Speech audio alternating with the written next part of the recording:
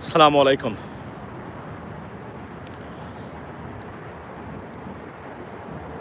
আম প্রধান উপদেষ্টা এবং প্রধান উপদেষ্টার সাথে আসা বহর তারা পৌঁছেছেন বাংলাদেশে আজকে সকালে থার্সডে বাংলাদেশের সময়। তো সবচেয়ে যে গুরুত্বপূর্ণ বিষয়টা আজকের সাবজেক্টের সেটা হলো যে আম যাবার আগে একটা ইন্টারভিউ দিয়ে গেছেন আপনার উপদেষ্টার প্রেস সেক্রেটারি শফিকুল আলম।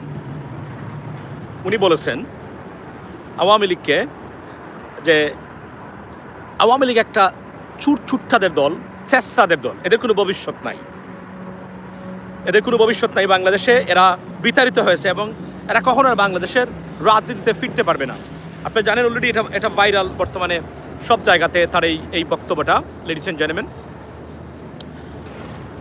আমি আপনাদেরকে বলেছিলাম মনে আছে কিনা যে যে তারা যেভাবে প্রধান উপদেষ্টার বক্তব্যটাকে বিকৃত করে প্রচার করতেছে যে কোনো সময় আওয়ামী লীগ ফিরবে বাংলাদেশে, রাজনীতিতে ফিরবে, অর্থাৎ যে কোনো সময় তাদের রাজনীতি, তারা এটার কথার যে কনটেক্সট যেটা বা যে যে ইনিশিয়াল মোমেন্ট সেটা তারা দেখে নাই, না দেখেই তারা বক্তব্য দিচ্ছে এবং বক্তব্য দিয়ে তারা মনে করেছেন। এবং আমি দেখলাম আজকে একজন আওয়ামী লীগের এটা বলছেন আমরা খুব সফলতার খুব কাছাকাছি আছি, বুঝছেন।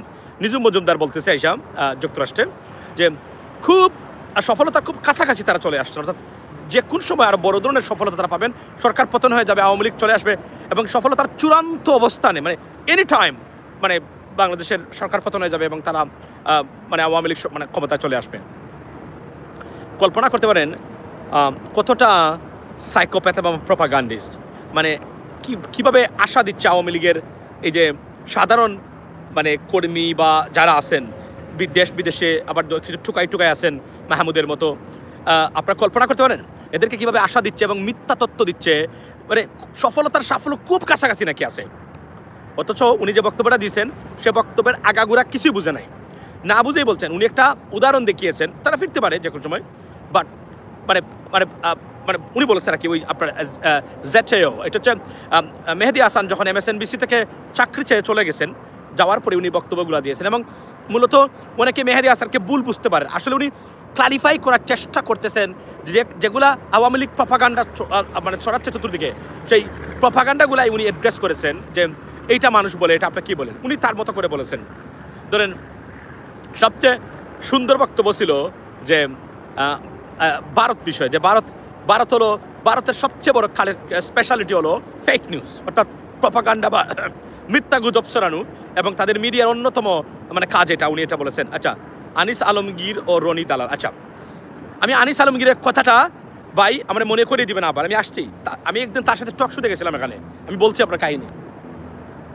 সো আপনার এটাকে প্রপাগান্ডা করে যেভাবে বক্তব্য দিচ্ছে আলমগীর, দেখলাম নিজু মজুমদার, যে সাফল্য নাকি খুব কাছাকাছি, অথচ আপনি দেখেন অস্তিত্বহীন অবস্থায় বর্তমানে আছে, কোনো ধরনের কোনো গতি নাই, কিন্তু তারা মনে করে যে তারা সাফল্যের নাকি খুব কাছাকাছি আছে। এবং গতকালকে আমি বলছিলাম যে অসুর দেবতা প্রেসিডেন্ট ডোনাল্ড ট্রাম্প এবং ডক্টর মোহাম্মদ ইউনূসকে বানাতে গিয়ে নিজেরাই অসুর হয়ে গেছে ভারতীয় মিডিয়া এবং ভারতীয় এই প্রপাগান্ডিস্ট যারা আছে তারা। লেডিস এন্ড জেন্টলম্যান, আচ্ছা এখন আসি আনিস আলমগীরকে নিয়ে। আনিস আলমগীর, একদিন আমি একটা টক শোতে গেছিলাম আনিস আলমগীরের সাথে, আমার দেখার পরে তার যে গা জ্বালা পুরো, আপনি বিশ্বাস করেন সে আমার দিকে তাকাতেই রাখি না, এমনভাবে সেটা আওয়ামী লীগের দালাল। সেদিনে আমি বুঝেছিলাম যে আনিস আলমগীর কত বড় দালাল। এবং মনে আছে তার পোস্টটা কিন্তু ভাইরাল বর্তমানে, এই যে আই থিঙ্ক জুলাই 2024, জুলাই 24 অর্থাৎ 24 সালের জুলাই আন্দোলনের সময় 24শে জুলাই একটা পোস্ট এসেছিল, সেখানে লিখেছিল বিএনপি জামাতের অগ্নিসন্ত্রাস করে তারা মনে করে ক্ষমতা চলে যাবে, মানুষের সম্পদ নষ্ট করে এই সে করে একটা পোস্ট দিয়েছিল আনিস আলমগীর। এই পোস্টটা আমার কাছে এখনও আছে, গতকালকে আমি দেখলাম এখানে আমরা রেখেছি আবার। সো এই আনিস আলমগীররা দালাল, মাসুদ কামালরা দালাল, এরা ভিতরে আওয়ামী লীগ বা ফেসিজমকে আবার তারা কামনা করে, কেননা তারাই সবচেয়ে বড় বেনিফিশিয়ারি ছিল। আমি জানি না আনিস আলমগীর কীভাবে এখনও আপনার বাংলাদেশে তাদেরকে ইনভেস্টিগেট করা দরকার। আনিস আলমগীরকে বিশ্বাস করেন, এরা আওয়ামী লীগের অঘোষিত দালাল। লেডিস এন্ড জেন্টলম্যান, বিশ্বাস করেন এরা মনে প্রাণে দিনে দুপুরে প্রতিদিন কাজ করে আওয়ামী লীগকে ফিরিয়ে আনার জন্য, ফেসিজমকে ফিরিয়ে আনার জন্য। এরাই এদের কারণেই বাংলাদেশের গণতন্ত্র বিপন্ন হয়েছিল, বাংলাদেশের মানুষের অধিকার বিপন্ন হয়েছিল। এরাই ভারতীয় দালাল, আপনার এই সিক্রেট দালাল, এরাই দেশটাকে আমাদের এভাবে কবজা করে রেখেছিল। সুতরাং তাদের বিষয়ে সচেতন থাকবেন যারা বাংলাদেশের মানুষ যারা আছেন, please be aware of them. তাদের অ্যাক্টিভিটিস কিন্তু সবগুলো ভারতের পক্ষে, ভারতীয় দালালেরা। এরা চায় বাংলাদেশে আবার এই ফেসিজম এবং ভারতীয় আগ্রাসনকে প্রতিষ্ঠা করতে, এবং এরা ইনভিজিবল ভারতীয় দালাল। এটা মাথায় রাখবেন আমাদের সবাইকে আমি অনুরোধ করব। আচ্ছা, এনসিপিকে বেগুন মার্কা দিলে কেমন হয়? আচ্ছা আসি। আচ্ছা, বেগুন মার্কাটা এটা কোনো ইজ্জতের মার্কা নয়। এটা আমি মনে করি এই মার্কাটা নেওয়ার চেয়ে না নেওয়া ভালো। এটা হাস্যকর একটা মার্কা। কোনো অবস্থা যেন বেগুন নেয় না তারা, এটা মাথায় রাখতে হবে। বেগুন নেওয়াটা উচিত হবে না। এটা একটা এটা আমি মনে করি যে ভেরি হিলারিয়াস একটা মার্কা তাদেরকে দেওয়া হয়েছে। বাই দ্য ওয়ে, তো আনিস আলমগীর গ্যাং যারা আছেন, মাসুদ কামাল, আনিস আলমগীর, দেখবেন কাজে না কাজে বুঝাইতে চেষ্টা করে Awami League was better of, Bangladesh was better of with Awami League, কাজে না কাজে। এবং এরা বাংলাদেশের গণতন্ত্র, বাংলাদেশের মানুষের অধিকার নিয়ে জীবনে একটা ডু শব্দ করে নাই এই আনিস আলমগীররা। সুতরাং এই আনিস আলমগীরদের বিষয়ে সচেতন থাকবেন। দেখুন, সে বলছে সে তার স্পর্ধা দেখেন, যে বাংলাদেশে থেকে বলতেছে যে আপনি যে জাদুঘর করলেন এটা অন্য সরকারের সে কি রাখবে? এটাকে সুন্দরভাবে উপস্থাপনা করতে পারতো যদি তার মনের ইচ্ছা থাকতো। কিন্তু বুঝাচ্ছে যে জুলাই আন্দোলনের জাদুঘরকে লাথি মেরে ফেলে দিবে পরবর্তী গভর্নমেন্ট যারা আছে তারা। আপনি কল্পনা করতে পারেন, এই দেশটা স্বাধীন হয়েছে, ভারতীয় আগ্রাসন থেকে আমাদের দেশ মুক্তি পেয়েছে। সেই দেশের একটা গুরুত্বপূর্ণ স্থাপনা নিয়ে তার বক্তব্যটা আমি বললাম না, আমি বিশ্বাস করেন, আমি যখন টক শুতে গেছিলাম, আনিস আলমগীর ছিল, সে আমাকে দেখে এতটা গা জ্বালা পোড়া, মনে হচ্ছে যে আমি কেন এখানে আসলাম, আমি আবার কে? ওই যে আমরা তো জানে তো, আমাদের চেহারা তো পরিচিত সবার কাছেই, যে আমরা কথা বলি সরকারের ফেসিজমের বিরুদ্ধে এবং তাদের বিরুদ্ধে যায় সেগুলো, রাইট? বিশ্বাস করেন ভাই, তার গা জ্বালা পোড়া আমি দেখার পরে আমি আশ্চর্য হয়ে গেছি। তার এটা আই ওয়াজ সারপ্রাইজ যে তার বিহেভিয়ারটা আমার প্রতি এমন কেন। এখন তো বুঝেছেন আনিস আলমগীররা কেন আমাদের প্রতি তাদের অসন্তুষ্টি এই কারণে, এই ভারতীয় এজেন্টরা কখনোই আমাদেরকে পছন্দ করে না। তারা মনে করে ভারতের আধিপত্য বাংলাদেশে প্রতিষ্ঠা হবে। এরা আসলে এক ধরনের সাইলেন্ট গণশত্রু বা দুশ্মন বাংলাদেশের মানুষের জন্য। এটা আমরা যেন অ্যাড্রেস করি প্রপারলি। জাতির বাংলাদেশের মানুষ যারা আছেন তাদের প্রতি আমার একটু অনুরোধ হলো, আমরা যেন এদেরকে প্রপারলি অ্যাড্রেস করি। এরা যে সাইলেন্ট বা secret enemy of the people of Bangladesh, এটার জন্য আমরা মাথায় রাখি। ধরেন মাসুদ কামাল, দেখবেন ঘুরে ফিরে বোঝাতে চেষ্টা করে আগের সরকার ভালো ছিল, মাঝে মাঝে একটা বলবে, পরবর্তী সময় আরেকটা বলবে। এরা কিন্তু জীবনে শেখ হাসিনাকে স্বৈরাচার বলতে পারে নাই, লেডিস এন্ড জেন্টলম্যান, এই বিষয়টা মাথায় রাখবেন।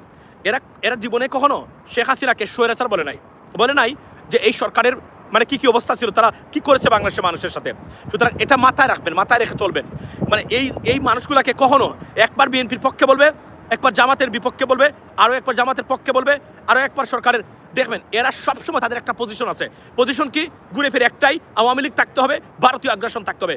এদের বিষয়ে সচেতন থাকার জন্য বাংলাদেশের জনগণ যারা আছেন, আমি তাদেরকে অনুরোধ করি, আপনাদের সবাইকে অনুরোধ করি।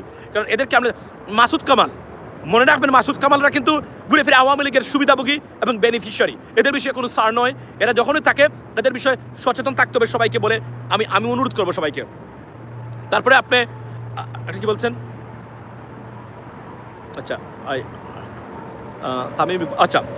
তামিম ইকবালকে নিয়ে অনেকেই বলছেন তামিম ইকবাল। একটা জিনিস আমি আপনাদেরকে বলি, তামিম ইকবাল কোন দল করে কি না করে এটা আমি জানি না, আমার জানা দরকার নেই। তবে আমিনুল ইসলাম বুলবুলের শুধু ক্রিকেটার নয়, আমিনুল ইসলাম বুলবুল একজন ওয়েল এক্সপেরিয়েন্স প্রশাসক, অর্থাৎ একজন অ্যাডমিনিস্ট্রেটর, একজন কোচ। তার যে ধরনের ট্রেনিং আছে, তামিম ইসমাইল ওই ট্রেনিংয়ের মধ্য দিয়ে যায় নাই। মনে রাখবেন, একজন অ্যাডমিনিস্ট্রেটর হতে গেলে যে প্রাতিষ্ঠানিক কিছু ট্রেনিং আছে, এটা আমিনুল ইসলাম বুলবুলের যেভাবে আছে তামিম ইকবালের ভাবে নেই। সুতরাং আমি মনে করি যে ক্রিকেট বোর্ডের সভাপতির পদে আমিনুল ইসলাম বুলবুল তামিম ইকবালের সে যে কোন জায়গায় গিয়ে ভালো ক্রিকেটার ভালো প্রশাসক নয়, কিন্তু মাথায় রাখবেন। অর্থাৎ বুঝতে হবে যে আপনার এই আমিনুল ইসলাম বুলবুল শুধু ক্রিকেটার নয়, অস্ট্রেলিয়াতে থেকেছে, এশিয়ান ক্রিকেট কাউন্সিলের সাথে, আইসিসির সাথে খেলে। উনি যে ধরনের ক্রিকেট ডেভেলপমেন্টে তার যে এক্সপিরিয়েন্স বা অভিজ্ঞতা, জানাশোনা, দেখা, এগুলা তামিম ইকবালের কোনো অবস্থাতে নাই। সুতরাং বোর্ড প্রেসিডেন্ট হতে গেলে তার মতো একজন ব্যক্তিকে আপনি বিবেচনায় না আনবেন কীভাবে? It's a very vital question. আবেগ দিয়ে কাজ হয় না। আমি জানি না এটা কেন হচ্ছে না, এটা একটা গুরুত্বপূর্ণ বিষয়। তামিম ইকবালকে অন্য জায়গাতে গুরুত্বপূর্ণ কাজে লাগানো যেতে পারে, কিন্তু উঠে এসে ধরেন মানে গায়ক আসিফকে দেওয়া হয়েছে, এটা আমি বুঝি আসিফকে কোন খুঁটায় দেওয়া হয়েছে, আসিফ আকবরকে।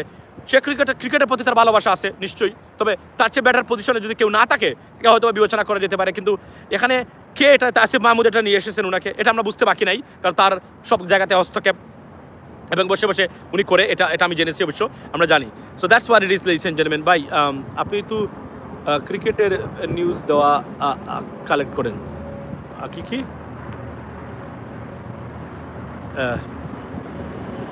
আচ্ছা, আমি আপনাকে বলি যে ক্রিকেট নিয়মিত দেখতাম, নিয়মিত খেলতাম, সুতরাং আমরা যেন রাজনীতিতে এখন ব্যস্ত হয়ে গেছি এর জন্য। নাহলে ক্রিকেট নিয়ে আমাদের যে ধারণা আছে, আপনি আমাদেরকে টেস্ট করবেন লাইভে, কখনো আসলে দেখবেন আপনারা, বুঝছেন? এগুলো তো বলার দরকার নাই। এই খেলাধুলা নিয়ে আমি খুব মানে মারাত্মকভাবে জড়িত ছিলাম খেলাধুলার সাথে, বুঝেছেন? এখন আমরা রাজনীতি বা প্রফেশনাল জগতে আছি, I understand that, very important thing, but আমরা এগুলোর সাথে জড়িত ছিলাম। সো বাই দ্য ওয়ে বলে রাখি যে শফিকুল আলম, আপনারা কি মনে করেন আসলে কি আওয়ামী লীগ চেসরাদের এবং ছুটছুট্টাদের দল? শফিকুল আলম বলেছেন তারা ওনাকে ডাস্টবিন শফিক দিয়েছে। সত্য কথা বলতে গেলে তাকে যে ধরনের হ্যারাসমেন্ট করতেছে বর্তমানে বিদেশে আওয়ামী লীগ, আনবিলিভেবল। আওয়ামী লীগের লোকেরা সব জায়গাতে তারা হ্যারাসমেন্ট করে থাকে, এটা এক ধরনের ভায়োলেন্স তারা সরিয়ে দিয়েছে। আলহামদুলিল্লাহ, আজকে একটা ফেডারেল এজেন্সির সাথে আজকে মিটিং হলো এই বিষয়গুলো নিয়ে, হয়তো আমরা একদিন সুখবর পাবো আপনার বাংলাদেশের রাজনীতি নিয়ে আপনার আমেরিকার মাটিতে ইনশাল্লাহ। আজকে একটু আগে উঠে আসলাম এক জায়গা থেকে, যদিও আমি কাজে আছি এই মুহূর্তে বলতে গেলে। সো বাস্তবতা হলো যে আপনার আনিস আলমগীরের কথা বলছেন, এদের বিষয়ে খোঁজ রাখবেন। এরা কিন্তু আমাদের দেশের পক্ষে না, এরা ভারতীয় আগ্রাসন আওয়ামী লীগকে পুনর্বাসন করার জন্য গোপনে পয়সা নিয়েছে, কারণ প্রচুর পয়সা। তারা কিন্তু প্রচুর সাংবাদিককে দেশে, প্রচুর চ্যানেলকে আপনার পয়সা দিচ্ছে। দেখুন কালের কণ্ঠের একটা রিপোর্ট দেখবেন, কালের কণ্ঠ কিন্তু বসুন্ধরার, মানে জানবেন, মনে রাখবেন, কালের কণ্ঠ রিপোর্ট দিয়েছে মানে কত হাজার আপনার ফ্যাক্টরি বন্ধ হয়ে গেছে, ৮২,০০০ বেকার। অথচ গার্মেন্টস পণ্য ইউরোপ এবং আমেরিকাতে রপ্তানি বেড়েছে ইতিহাসের অতীতের যে কোন সময়ের তুলনায়। তাহলে এরা বেকার কেন হলো? এরা কারা আসলে? এরা কারা? এরা হচ্ছে সেই গোষ্ঠী যারা লুটপাট করেছে, দেশ ছেড়ে পালিয়েছে দেশের সরকারের পরিবর্তনের পরে। সো এই মানুষগুলোর ফ্যাক্টরিগুলাই বন্ধ হচ্ছে, এরাই এখানে এই জায়গাতে আছে। অনেক ক্ষেত্রে সত্য থাকতে পারে, বা বাস্তবতা হলো এই চুর বদমাশ যারা দেশ ছেড়ে পালিয়েছে, লুটপাটকারীরা, এরাই এখন এই মানে এদের মানে কারখানাগুলাই আসলে বন্ধ হয়েছে, মূলত এটাই হলো। কিন্তু সব ক্ষেত্রে বাংলাদেশের আরএমজি সেক্টরের বর্তমানে উত্থান প্রতিটা ক্ষেত্রেই, তাহলে বেকার হয় কিভাবে আর এদেশে মন্দা কিভাবে আসে? যেখানে ইউরোপ এবং আমেরিকাতে বাংলাদেশের আরএমজি রপ্তানি বৃদ্ধি পেয়েছে নজিরবিহীনভাবে, সেখানে এই সেক্টরগুলা কিভাবে বন্ধ হয় আমি জানি না। আচ্ছা, আওয়ামী লীগ শেষ, এই কথাটা বিশ্বাস করতে কষ্ট হচ্ছে। আমি আপনাদেরকে বলে রাখি, শুনেন, আগামী নির্বাচন যদি হয়, সেই নির্বাচনে বলেছি জামায়াত বিএনপি অথবা কোয়ালিশন গভর্নমেন্ট যেতে পারে, রাইট? তাহলে আওয়ামী লীগ এখানে কিভাবে আসবে আপনি আমাকে বলেন। আওয়ামী লীগ তো নির্বাচনে ban, they banned to participate in any election, right? তাহলে তো তারা ব্যান, রাইট? আসতেছে না, মানে 5 ইয়ার্সের জন্য নেক্সট গভর্নমেন্ট আসছে। বিএনপি যদি ক্ষমতায় যায় বা জামায়াত ইসলামী ক্ষমতায় যায়, মনে রাখবেন ঐক্যের সরকার হবে, ন্যাশনাল সরকার হতে পারে, জাতীয় সরকার হতে পারে, হওয়ার সম্ভাবনা খুব বেশি। সুতরাং সবাই ঐক্যবদ্ধ থাকবে। জামায়াত বিএনপি যদি কোনো জায়গাতে ঐক্যবদ্ধ থাকে, তাহলে তো বাংলাদেশে কোনো পৃথিবীর কোনো শক্তি নাই বাংলাদেশে অন্য কোনো শক্তির আবির্ভাব করতে পারে, আনলেস দে ওয়ান ইট, রাইট? এটা বাস্তব, কিন্তু এর বাইরে কোনো হিসাব নিকাশ অন্তত আমি দেখি না। তাহলে আপনি কি মনে করেন তো নির্বাচিত সরকার গেলে শেখ হাসিনা নিজেকে বাংলাদেশে পুশিন করার চেষ্টা করতে পারে? ইন দ্য মিন টাইম আগামী মাসেই শেখ হাসিনার বিরুদ্ধে রায় আসতেছে, সেটা ফাঁসির রায় আসতে পারে, যাবজ্জীবনের রায় আসতে পারে, মোস্ট প্রবাবলি মৃত্যুদণ্ড আসবে, যেহেতু মানে যদি হত্যাকাণ্ডে উনি সম্পৃক্ত থাকে, এবং উইচ ইজ মোস্ট মানে আমরা জানি যে উনি মানে বিয়ন্ড রিজনেবল ডাউট তারা প্রমাণ করতে করে ফেলছেন তারা অলরেডি, যে সে এই হত্যাকাণ্ডগুলো তার নির্দেশেই হয়েছে, খুন গুম থেকে শুরু করে আপনার 36 জুলাইয়ের মুভমেন্টে বা বিপ্লবে, এই মুভমেন্টে। সুতরাং সে তো দেশে আসতে পারবে না। তাহলে পরবর্তী সময় বিএনপি বা জামায়াত সরকার যদি চলে যায়, সে আসতে পারবে না। 5 ইয়ার্স যদি সে ক্ষমতার বাইরে থাকে, তার বয়স কত, সে রাজনীতি কীভাবে করবে? ইন দ্য মিন টাইম যে চেষ্টা করলে সব দল মিলে তাকে প্রতিহত করবে, তাহলে তার আসার সম্ভাবনাটা কোথায়? এরপরে বক্তব্যটা আমি দিয়েছি, সেটা হলো নতুন প্রজন্ম, নতুন যে আপনার যে জেনজি আছে, তারা আওয়ামী লীগের আইডিওলজি ধারণ করে না, কেউ করে না, বরং আওয়ামী লীগের আইডিওলজিটাকে তারা মনে করেন এক ধরনের ভ্রান্ত ধারণা, বিদেশি ধারণা, ভারতীয় ধারণা, এটা বাংলাদেশের মানুষের সাথে যায় না। তাহলে আওয়ামী লীগ কোন জায়গা থেকে আপনি বলেন? আমি আবারও বলছি, 5 to 10 ইয়ার্স আওয়ামী লীগ যদি রাজনীতির বাহিরে থাকে, Awami League will be nowhere in Bangladesh, that's the bottom line. কারণ আওয়ামী লীগকে ক্যারি করা, আইডিওলজিকে ক্যারি করা, বাংলাদেশে প্রতিষ্ঠা করার যে নতুন প্রজন্ম, I mean almost 85% decline by যে আপনার যে আইডিওলজি আছে, তার আওয়ামী লীগকে তো আমি অস্তিত্বহীনতা দেখতেছি আগামীতে। যদি বর্তমান সরকার এবং আগামী যে নির্বাচিত সরকার আসবে তারা যদি একটু স্ট্রিক্ট থাকে তাদের পলিসিতে, আওয়ামী লীগের তো আমি কোনো সম্ভাবনা আমি দেখতেছি না অন্তকে। আমি আবারও বলছি, আনলেস বিএনপি যদি বলে না আসো আপনারা রাজনীতি করেন, অথবা জামায়াত বলে আসেন আপনারা রাজনীতি করেন, তারপরে তো বাংলাদেশের মানুষ দিবে না। কারণ এত খুন, লুটপাট এবং গুমের পরে এবং মানবতাবিরোধী অপরাধের পরে কেউ কখনো রাজনীতি প্রতিষ্ঠিত হতে পারে নাই ব্যক্তিগতভাবে। দল হবে কিনা সেটা ডিবেটেবল ইস্যু, বাট এটা অনেক ক্ষেত্রে। কিন্তু আমি তো আওয়ামী লীগের ভবিষ্যৎ অন্ধকার দেখতেছি লেডিস এন্ড জেন্টলম্যান। এরপরেও বিদেশে তাদের যে ভায়োলেন্স, এই যে মানুষকে হয়রানি করা, মানুষের উপর আক্রমণ করা, এগুলো তো সবাই দেখতেছে বিদেশিরা, এগুলো তো বেইং নোটিসড, রাইট? এগুলো তো অ্যাড্রেস করা হচ্ছে বিভিন্নভাবে। একটা দিন তো এটা তো খারাপ রেজাল্ট বয়ে আনবে, ভয়ঙ্কর রেজাল্ট বয়ে আনবে এদের। তো এরা তো বিদেশেও মানে বিতাড়িত হবে। যাবে কোথায় এরা? এখন তো যুক্তরাষ্ট্র আর যুক্তরাজ্য, এই দুইটা দেশে যা চলছে এই মুহূর্তে, যে কোন সময় তাদের রাজনীতি বিতাড়ন হতে নিষিদ্ধ হতে পারে, যেভাবে চলছে বর্তমানে, যা তারা যেভাবে বেপরুয়া হচ্ছে তারা। কেননা আমেরিকান সোসাইটিতে তাদের এই নুইসেন্স, ভায়োলেন্স, হ্যারাসমেন্ট, তাদের কর্মী দ্বারা, এই টুকাইদের দ্বারা, এগুলো তো সবাই দেখতেছে এবং বেইং অ্যাড্রেসড একটা ফেডারেল গভর্নমেন্টের কাছে এই মুহূর্তে আছে। আপনার সত্য কথা বলতে গেলে তাহলে ইউনোমিন তো তারা তো আমি এখানেও তাদেরকে বিপন্ন এবং অস্তিত্বহীনতায় পড়তে পারে আওয়ামী লীগ। যে কাজ করলে আওয়ামী লীগ ফিরতে পারতো বাংলাদেশে বা কোনো সম্ভাবনা থাকতে পারতো, সেই সম্ভাবনা আমি দেখতেছি না। তারা মনে করেন বিদেশের ডিম ছুঁড়ে মারা, কাউকে বেজ্জতি করার চেষ্টা করা বা কাউকে উত্ত্যক্ত করা মানে আওয়ামী লীগ ফিরবে। পৃথিবীতে এটা করে কি কোনো দেশ কখনো কোনো দল বা কোনো নেতৃত্ব ফিরতে পেরেছে? ফিরতে পারে যে স্ট্র্যাটেজিক ম্যানেজমেন্ট বা স্ট্র্যাটেজি তাদের নেওয়া দরকার। আওয়ামী লীগ তার চেয়ে 100,000,000% পিছনে আছে। So they have no possibility. এবং শফিক ভাই সেটাই বলেছেন যে চুরচুট্টা ছেচরাতের দল, এদের পক্ষে একটা গোষ্ঠী পৃথিবীতে এরা দাঁড়াবে না এদেরকে বাংলাদেশের রাজনীতিতে পুনর্বাসন করা। This is the bottom line ladies and gentleman, this is the bottom line. এর বাইরে আর কোনো বক্তব্য নাই। কারণ যেভাবে তারা বিদেশে নুইসেন্স এবং ভায়োলেন্স তৈরি করেছে, আইনের দেশ, প্রত্যেকটা দেশে এগুলো অ্যাড্রেস করা হচ্ছে কোথায় কীভাবে তারা করতেছে এবং সময় লাগবে। এখন তো এগুলা এখনও ওইভাবে ধরেন বিভিন্ন দেশের ফেডারেল এজেন্সিগুলা এটাকে এইভাবে অ্যাড্রেস করে নাই, অ্যাড্রেস করা শুরু হয়েছে, করবে একটা পর্যায়ে।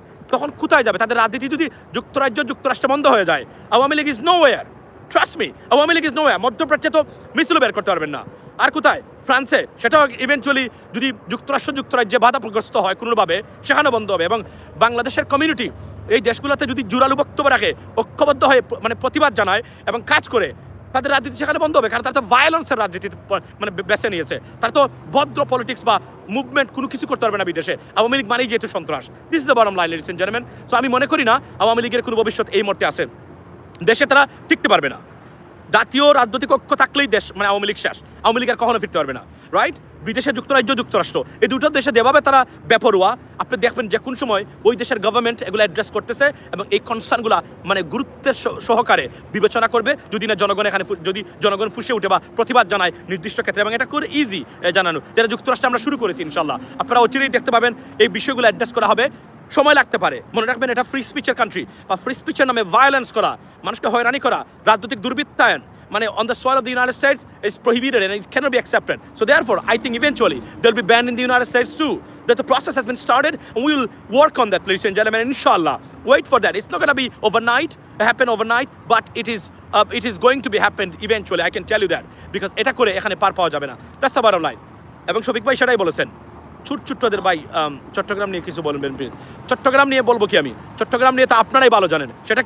সেটা হলো পাহাড়ে প্রতিটা ক্ষেত্রে ভায়োলেন্স এবং বিশৃঙ্খলা, কেওস সৃষ্টি করে দেওয়া। মনে রাখবেন আওয়ামী লীগ বাংলাদেশে ফেরার একমাত্র মাধ্যম হলো কেওস সৃষ্টি করা। এই কেওসের জন্যই তারা এই কাজগুলো করতেছে বর্তমানে, বুঝছেন? এই কেওস ছাড়া আর কোথাও, এটা হচ্ছে পরিকল্পিত ভারতীয় এখানে জড়িত আছে। তারা টাকা পয়সা আওয়ামী লীগের কাছ থেকে নেয়, এই আমাদের টাকা, বাংলাদেশের মানুষের টাকা, প্রবাসীদের টাকা লুটপাট করে নেওয়া এরাই ভারতকে দেয়। ভারতীয়রা এখানে আমাদের দেশে বিশৃঙ্খলা সৃষ্টি করে। যদি সঠিকভাবে সেনাবাহিনী যেভাবে বলছে 300 কতটা গাঠি লাগবে, বা কি বলে এটাকে, এই আপনার এই তাদের যে আপনার তাদের গাঠি লাগবে, তারা বলছে যে অফিস লাগবে, বা আমি সরি শব্দটা ভুলে গেলাম। এগুলো যদি প্রোভাইড করা হয় তাহলে আমাদের পাহাড়ি অঞ্চল আন্ডার কন্ট্রোল আমরা সেনাবাহিনী করতে বদ্ধপরিকর। যদি এটা করে ফেলে তাহলে তো এখানেও শেষ। অর্থাৎ আমি আবার বলছি, সরকার রিস্ক ম্যানেজমেন্ট অ্যাসেসমেন্ট করতে ব্যর্থ হয়েছে। এটা এখনও সময় আছে, করা দরকার, যে বাংলাদেশের মানুষের শান্তি, সমৃদ্ধি এবং আপনার স্টেবিলিটির জন্য রিস্কটা কারা কারা risk factors we don't have any risk factors except Awami League Sheikh Hasina and Indian আপনার এই মানে পলিসি এগুলো যদি অ্যাড্রেস করা যায় ঠিক মতো স্বরাষ্ট্র মন্ত্রণালয় থেকে পররাষ্ট্র মন্ত্রণালয় থেকে আমি তো মনে করি না এদের আর কোনো গাঠি আছে বিদেশে যেটা তারা যে সন্ত্রাসী আচরণ করতেছে বিদেশে এমনিতে তারা ব্যান হবে বিদেশে কারণ এগুলো তো বেশি দিন মানুষ গ্রহণ করবে না চলতে পারবে না চলবে না একটা পর্যায়ে বন্ধ হয়ে যাবে এটা তো ওভারনাইট হবে না যেহেতু গণতান্ত্রিক দেশ ফ্রি স্পিচের দেশ বাক স্বাধীনতার দেশ তারা তো বুঝতেছে এখনো বাক স্বাধীনতা যখন এটা প্রমাণ হয়ে যাবে এটা বাক স্বাধীনতা নয় এটা হ্যারাসমেন্ট তাদের নাগরিকদের নুইসেন্স তারা নাগরিকদের জীবন বিপর্যস্ত এবং বাধাগ্রস্ত করা বিশৃঙ্খলা ভায়োলেন্স করা যখন এটাকে অ্যাড্রেস করা হবে প্রপারলি এমনিতে ব্যান হয়ে যাবে so where they gonna go they have no place to go eventually বিশ্বাস করেন স্বরাষ্ট্র মন্ত্রণালয় যদি অ্যাক্টিভ হয় সেনাবাহিনীকে দায়িত্ব দেয় it will be eliminated overnight পাহাড়ের যে সমস্যা এটা আপনি নির্দ্বিধায় আমি বলতে পারি পাহাড়ে তারা